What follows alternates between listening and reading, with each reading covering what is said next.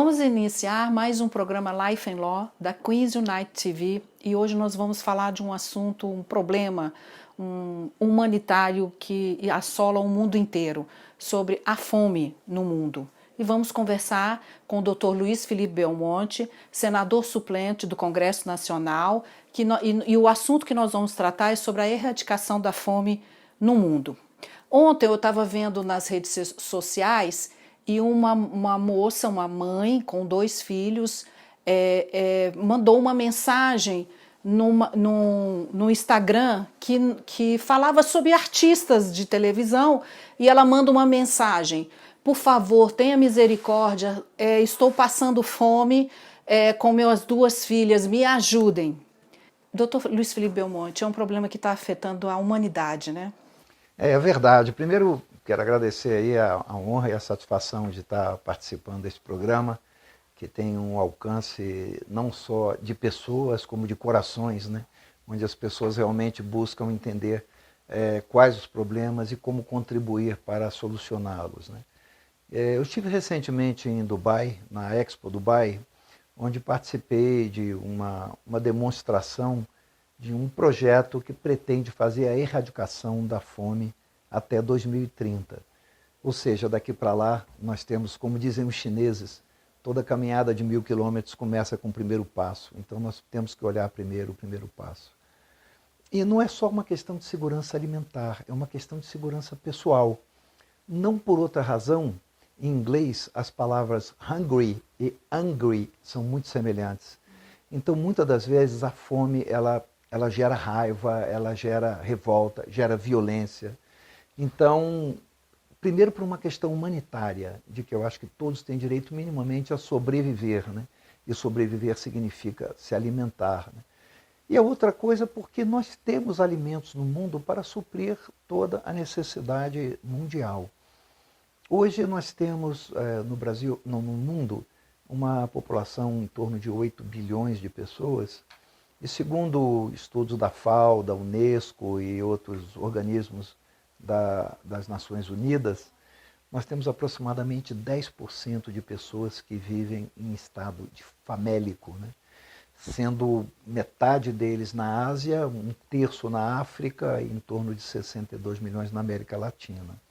Então, o problema é gravíssimo em todos os setores. E nós tivemos um agravamento tremendo a partir do ano de 2020 com esta situação que nós enfrentamos da pandemia, né? Esse aspecto foi tremendamente acentuado e o problema, a gente às vezes procura o problema longe, ele realmente está longe, mas às vezes ele está muito perto, ele está do lado da nossa casa. Eu dou um exemplo no Distrito Federal, onde eu moro. O Distrito Federal tem um orçamento de 47 bilhões de reais, né? Quer dizer, nós estamos aí falando de aproximadamente em torno de 9 bilhões de dólares, né?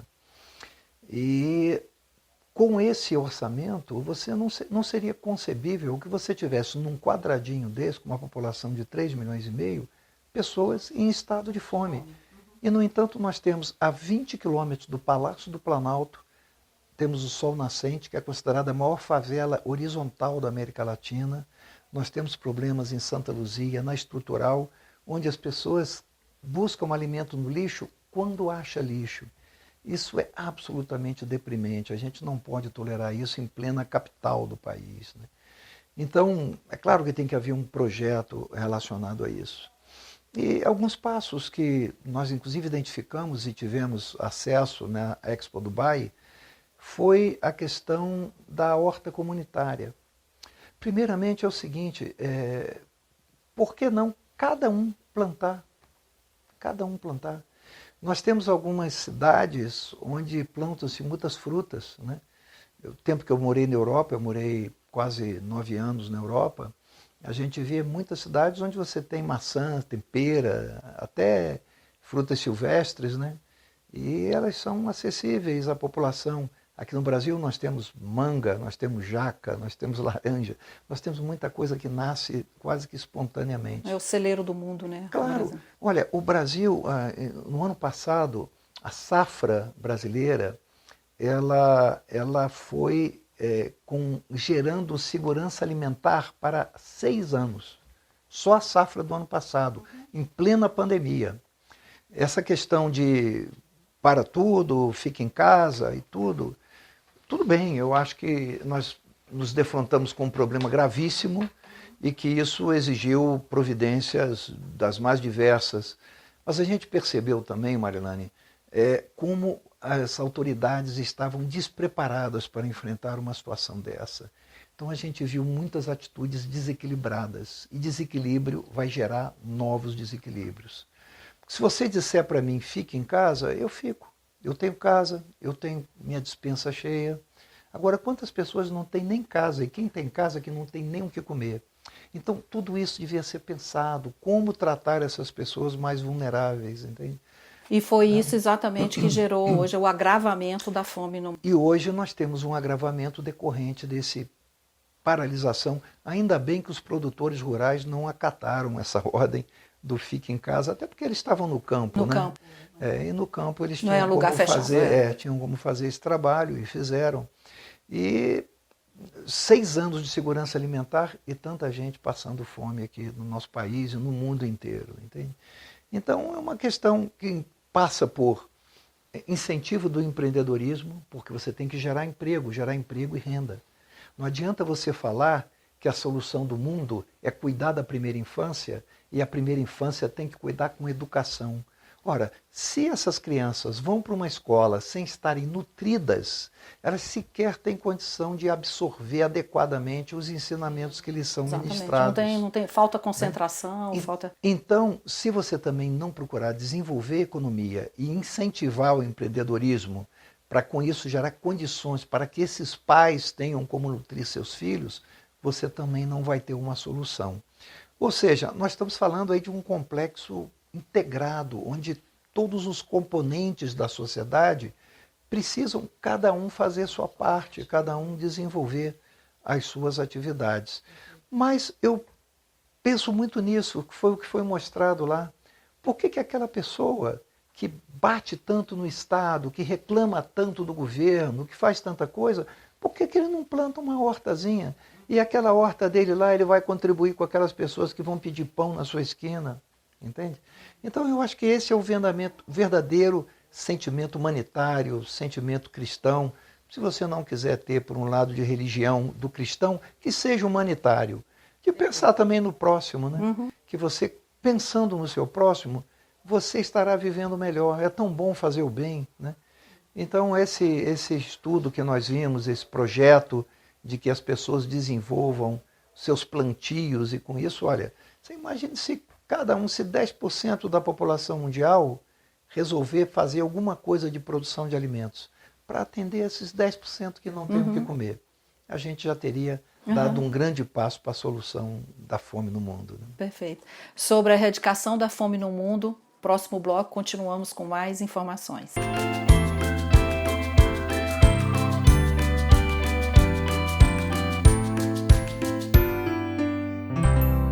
Continuando com a entrevista do programa Life and Law, da Queens Unite TV, falando sobre a erradicação da fome no mundo, com o Dr. Luiz Felipe Belmonte dos Santos, senador suplente do Congresso Nacional. Dr. Luiz Felipe, quais expectativas, eu sei que no primeiro bloco o senhor adiantou com muitas informações importantes, mas quais são as expectativas em acabar com a fome no mundo? E com base nos seus estudos, nos programas que o doutor tem conhecimento? Olha, o projeto é que se tenha, inclusive o projeto de sustentabilidade que foi apresentado na Expo Dubai, é de erradicarmos a fome até o ano de 2030. Ou seja, nós estamos aí com um projeto muito ambicioso, sendo que nesse projeto ambicioso nós tivemos 2020 e 2021 com pandemia e esperamos agora, com o avanço da ciência, né, que nós tenhamos um 2022 de retomada da normalização das atividades, apesar de algumas ameaças que ainda existem, mas graças a Deus a ciência já tem dado passos e sinalizações muito eficientes de modo a que se permita o retorno à normalidade. Né?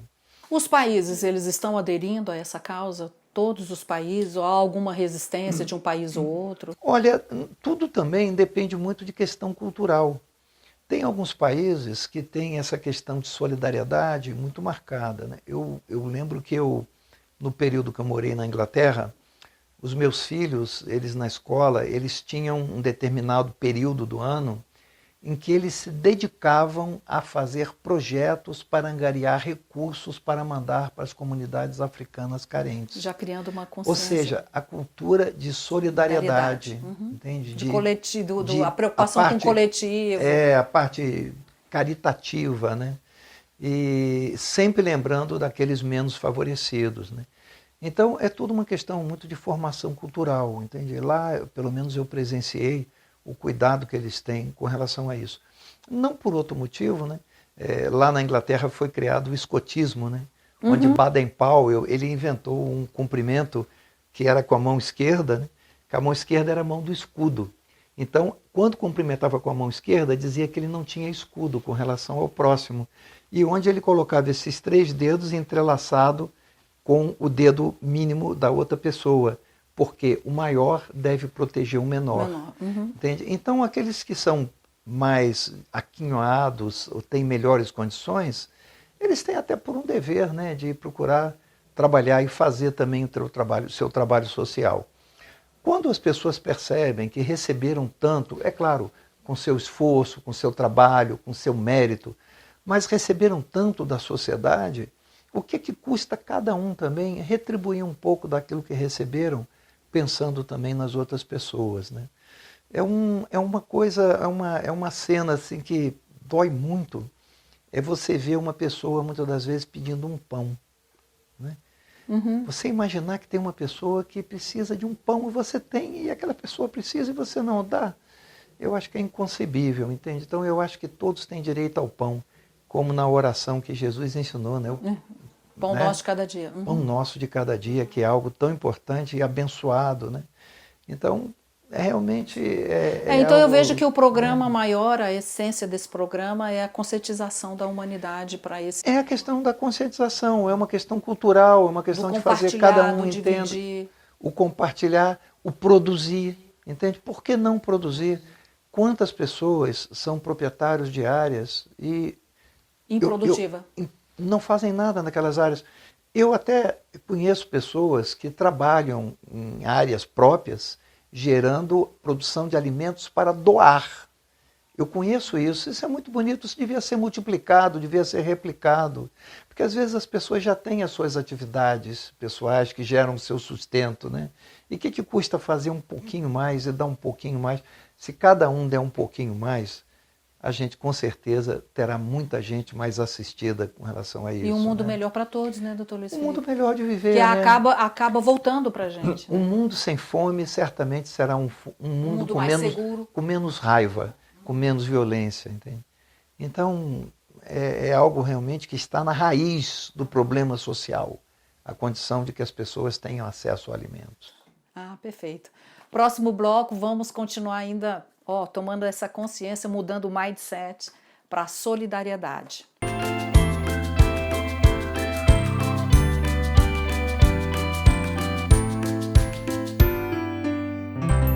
Continuando com a entrevista do programa Life and Law, da Queens Unite TV, e hoje abordando um tema, erradicação da fome no mundo, com o Dr. Luiz Felipe Belmonte, o senador suplente do Congresso Nacional.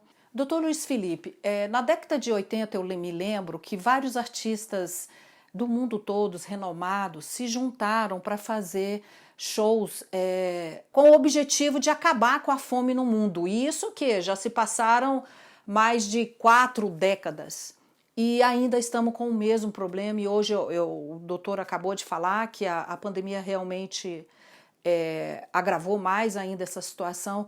Mas assim, tirando o contexto da pandemia, dessas décadas que a gente não conseguiu acabar com a fome, mas nem tão pouco mitigá-la, né? Atenuar esse problema. Qual a opinião que o senhor tem que se deve essa questão, que ainda sofremos com isso até hoje?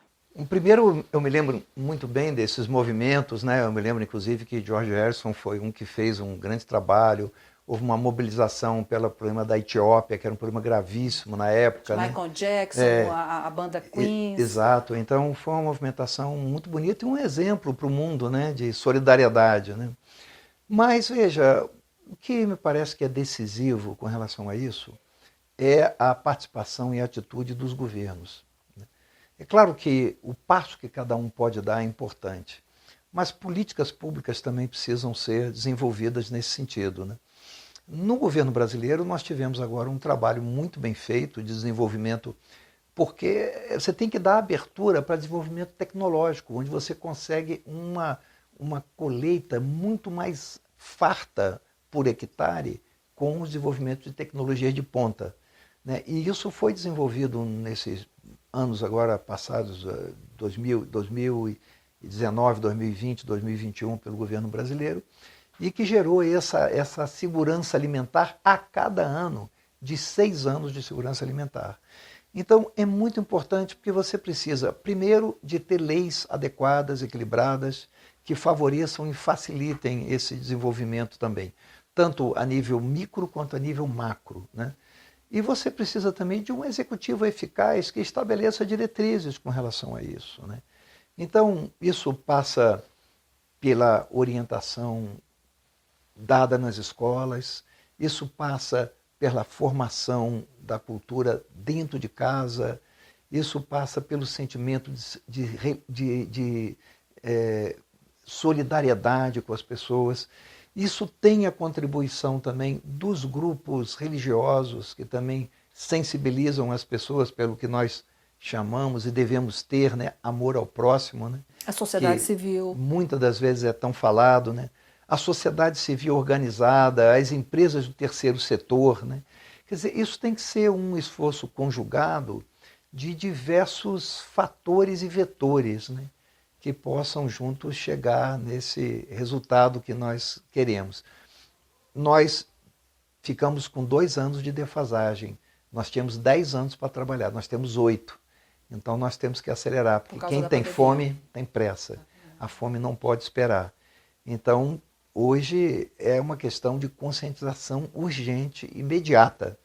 Eu, pelo menos, já estou cuidando de plantar lá algumas hortas, algumas coisas, né, que servem tanto para casa, como às vezes você tem excesso de produção, por que não você ter batatas a mais a distribuir?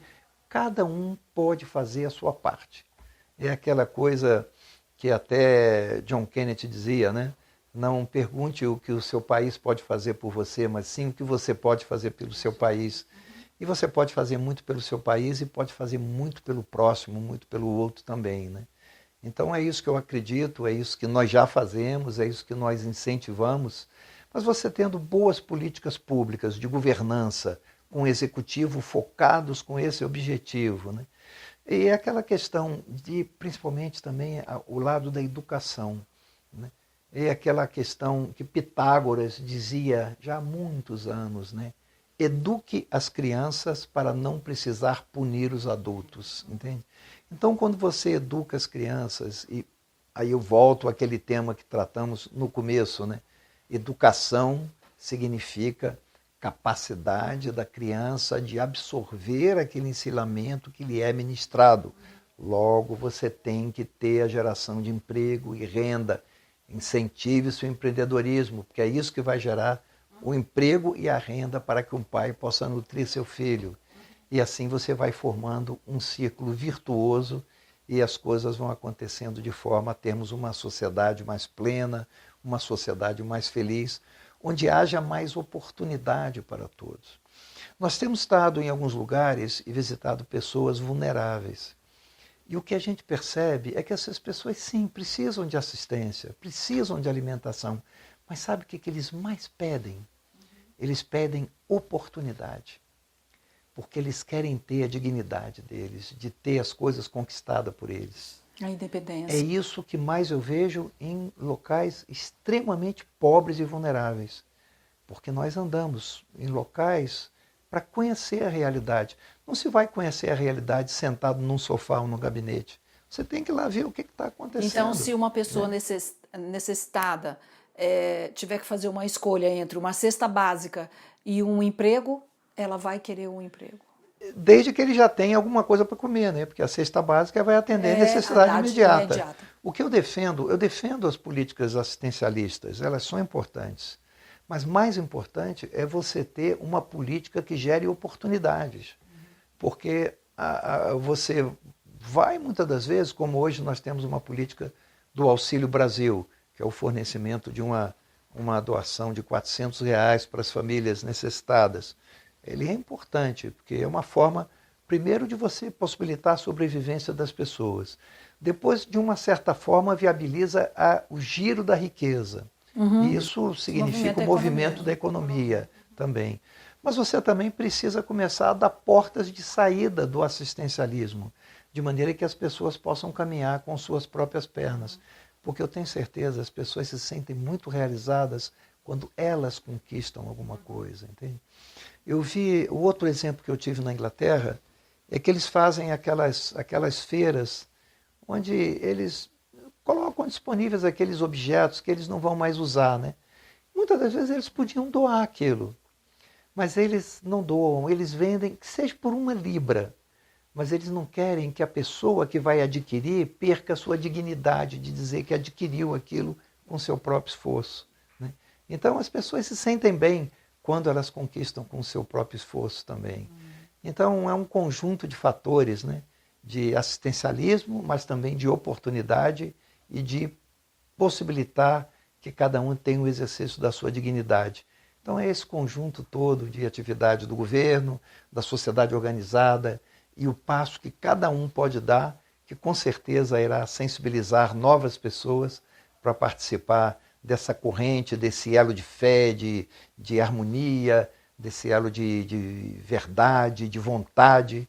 E eu tenho certeza que com isso nós conseguiremos ter uma sociedade sólida e marchando de forma muito decidida e definitiva para que a gente tenha as pessoas atendidas e pelo menos a carência de necessidade alimentar esteja devidamente suprida em todo o mundo.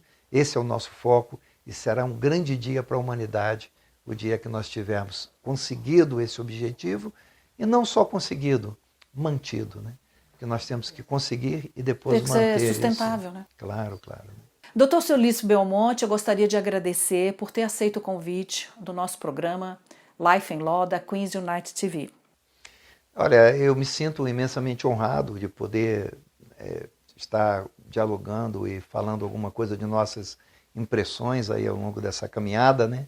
E contando que cada um venha participar também dessa corrente e juntos nós vamos construir um mundo melhor. E que até 2030 a gente possa... Tenhamos cumprido as metas, as metas de acabar com a fome. Assistirei isso, se Deus quiser, com muita satisfação.